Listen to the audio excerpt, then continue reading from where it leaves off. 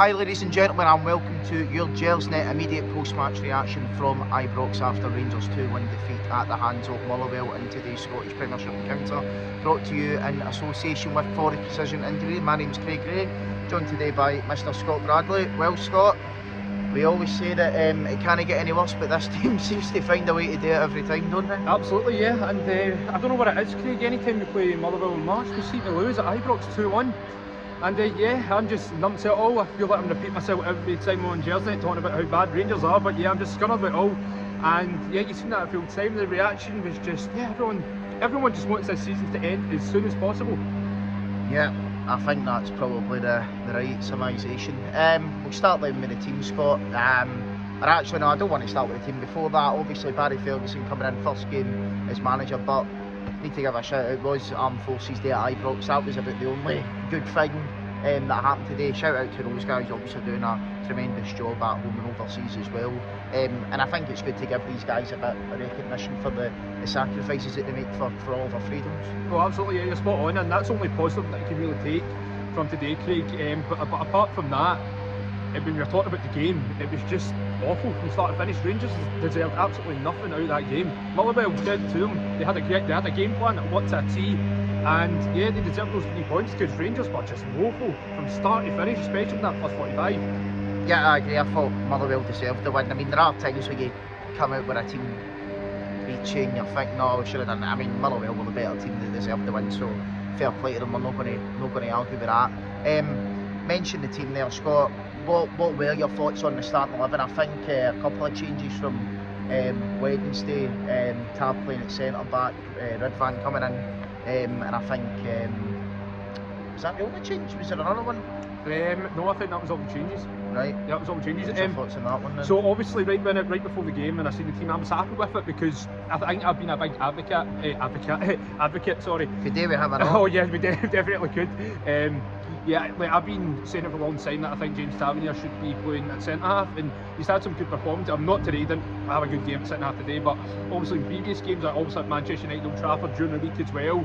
So I've been saying for a while that he should be playing at centre half. So I was happy with the team, and obviously Ridvan at right back has not been great in that position, but obviously played well against Kilmarnock, had a good game against Celtic. So I was like, you know what? Yeah, like, I was happy with it. It didn't really surprise me, but I was thinking that he was going to bring in Barami, because Yanis Hadji has been terrible as of late. I'm not faulting Yanis Hadji's work ethic, but his end product for a long time it's been shocking, to say the least. That's why he was brought off at half time, and then of course Barami came on second half. He didn't do a whole lot, but in terms of the team, I was fine with it until I actually seen them play, and it was just honking. And I just want to touch on this, Craig. I know you will bring it up as well, but I'll just say it now. Jack Butland, but obviously for the first goal, that was just car crash stuff. It was pathetic, just woeful stuff from him. He's been poor for a long time now. And you actually asked me in the presser, would I keep Jack Butland? If he keeps this kind of performance up, absolutely not. He was great last season, but last season he was probably Rangers' biggest asset when you really think about it. He's no longer that anymore. You'll be lucky if you can get 4 million, 3 million from now, because his valuation went down like crazy. But yeah, he's a big liability right now, Craig. Massive liability, and to be quite honest, I'm not bothered with Jack Butland at Rangers anymore. He can go anytime he wants, as far as I'm concerned. Yeah, he was good last season for points of it, but again, as I said earlier, he never really had that standout performance against Celtic. If you can't play against Celtic at Rangers, you're no use to us, to be quite honest. So, and this season it's just been an absolute disgrace, to be quite honest. I said last week against St Mirren, the first 20 minutes, it was almost as if he was intentionally trying to get Clement sacked. And for that first goal today, I mean, that wasn't even a shot for the Motherwell player. It was like the Motherwell player literally passed it to him, and he still found a way to no catch it. But for me, players need to take responsibility for this one. Mentality in the gutter, if there even is any there. Just never really seen such a spineless group of players in all my life, to be quite honest. We can sit here and talk about manager this, manager that, and that's fine. Come on, sure I went, but my God, these players are getting very good money. They're privileged to be in the position they're in, and to be quite honest, they're just half-arsing it out there. They are a lot of the players, the senior players especially, I'm actually ashamed that they're playing for my club right now. Senior player, I mean Butland, Tav, Proper, Hadji today, nah. Terrible. You mentioned Hadji earlier, he's gross. Last few weeks went out the window. Everything, all the sort of good stuff that he's done. Even Barami when he comes on, do you know what I mean? There was a situation over at Mind at the Govan where the Motherwell players, I think, fouled him, and then he's getting sucked in when the game's at 2-1 with a few minutes to go. The Motherwell player took him out. It was when he pulled his shirt back. It's a foul, it's a yellow card, right? If that was a Rangers player making that foul, I'd be delighted, right? We get it, it's a bit of a crap one to see, but there's 2 minutes of the game left and Barami's trying to argue with the Motherwell player. Get on with the game, put the ball down, pass it, you've got a chance to score. I'm just sick and tired of it, to be quite honest, the mentality of some of these players. And yeah, I mean, they're decent enough players, you know, they cost money, they're internationals, but my God, they have not got the minerals to play for this football club. And as far as I'm concerned, they can all leave now.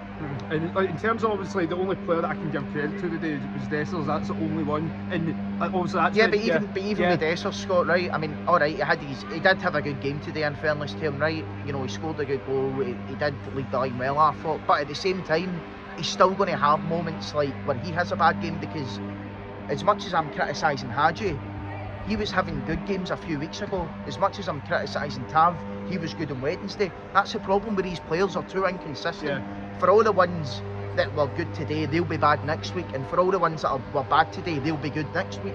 And that is the problem. Never do any of our players seem to be playing well consistently at the same time. Or Cherley's another one that I forgot to mention. Oh, he's totally went off the boil, hasn't he? But again, one of these ones, he's inconsistent, and yeah, he's dragged us out of a few bad moments this season. But, you know, no consistent enough, just like most of the players there, they're not consistent enough, and as I say, you can't be like that at Rangers, I'm afraid. No, not at all. And you see, even at full time as well, the Motherwell players, they were very calm, cool, collected. They expected to come here and win. Like, this, no team comes here and fears this Rangers team anymore. Like, none whatsoever. I think last year when Motherwell beat us, it was something like 30 years since the last time they beat us at Ibrox, and they've beat us in the last 2 visits here now. So that's the levels that we're at. It's an embarrassment, to be quite honest. As I say, players out there earning good money, and have such a privileged position. I mean, some of the tickets for the game today, I mean, obviously we've got our season tickets, but if you want to go and buy a ticket for that game today, if you're just wanting to go as a sort of fan that's not got a season ticket, minimum 35 quid. Why would you wake up on a Saturday and go, I'll pay 35 quid, then you need to pay your transport, pay for a pie of waffle and all that at the game? Why would you bother? Like, seriously? Yeah. I mean, I don't know why we bother at times, but... you know, another thing as well, really annoyed me, Craig, is the fact it was Armed Forces Day, right? The troops are here, you'd think the players are put on a show, and not but they don't care about that part. I know. They only care about themselves. As I say, I've never seen such a spineless, gutless and quite frankly selfish group of players as I have in all my life. Very similar to when we played Hibs a few years ago at Hampden after Gerrard left. These guys just don't have the minerals to play for Rangers Football Club. They're nowhere near good enough, and they've not got the mentality. But it's just like, you know, you're saying the same thing over and over again. Touch on the manager there, Scott. We'll move on to the press conference. I thought again he spoke really well, and I know a lot of people had reservations about Barry coming in. To be quite honest, I don't really know what much more he can do today. I mean, he's made 3 changes at half time, and the second half was a wee bit better, although it wouldn't have been difficult for it to be better. But, you know, he does seem to be noticing things in games and actually not afraid to make changes. You've seen him do it after half an hour when he brought off Insial at Rugby Park, and that worked. And again today, I thought, after the game, I thought he spoke well. He's no stupid guy. He's told the players straight what the deal is. He's saying that he's no screaming and shouting and bawling as much as us fans would like him to do that, but I think he's just told them it straight. You need to buck up your ideas or you're not going to be here for much longer. Yeah, I thought you came across really well, and it says a lot, the fact that we were waiting for about nearly 40 minutes or so. Something like that, aye. Yeah, so I think he might have been lying about no giving the players a bollocking, because it was about 45 minutes after the game that he came out, so and you could hear a wee bit of shouting coming out the dressing room. But yeah, I thought he came across really well in his presser, and I think I've been very vocal in my thoughts in terms of Barry Ferguson coming in. at the time I was just like, I don't understand it at all, right? But of course I want him to do well, and I've always said that one of the positives about Barry Ferguson coming in is the fact that he gets Rangers, he knows what's required, and he'll tell these players some home truths, and obviously that's clear as day what he was doing. But no, I'm not blaming him whatsoever for today. Like, he's just came in the door, he's only been in a week. And I think he might have only even had like 2 training sessions with the players, because he had his one on Tuesday, and then Thursday's a rest day after the game on Wednesday, and they had yesterday. So I think he's only had 2 training sessions with these players. So yeah, you know, I know people will be saying we shouldn't have brought him in and all that, and people are entitled to their opinion. But at the end of the day, I think if you want a guy to try and lead us into what are going to be a bloody mental next 2 or 3 months, while we've got everything going on in the background about, you know, potential takeovers and stuff like that,